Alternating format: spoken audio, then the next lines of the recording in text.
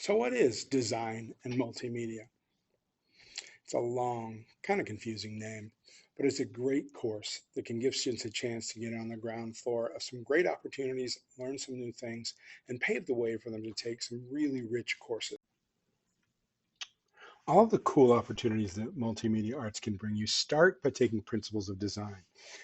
Beginning your freshman year, you're eligible to take principles of design and multimedia is the long name that allows you a beginning taste of all the different things you can do from video editing, photography, a bit of Photoshop and movie editing in Premiere, design in Photoshop, working together as a team, understanding how these projects go together and how to work.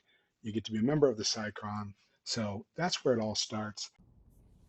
For your third year in the program, those who've taken um, Audiovisual 1 can move on to Audiovisual 2, where they become the leaders in the SciCron. They produce the broadcasts, they produce the newscasts, they make the decisions, they run the group, and create all the content, are responsible for that. So, and learn a lot more depth templates and things like that in the programs.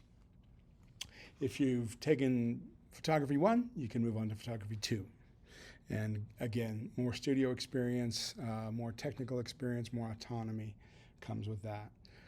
Those who have taken digital media, there isn't a digital media 2. So they can slide over and add Audiovisual 1 or Photography 1 to get a broader sense of skill and still be eligible, as all people who take 3 years are, for the WBL class, where they work independently outside the school building to work with some people in the community, maybe a program, perhaps a business, to do media, social media, production work for them, and they get credit for doing that here at school.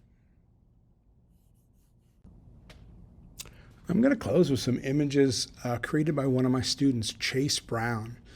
He's self-taught and worked his way all the way into an internship as a junior with CSUP's football program. Now, he didn't make these images in our classes, but they are an illustration of what you can do when you dig in to the software and use your imagination and hard work.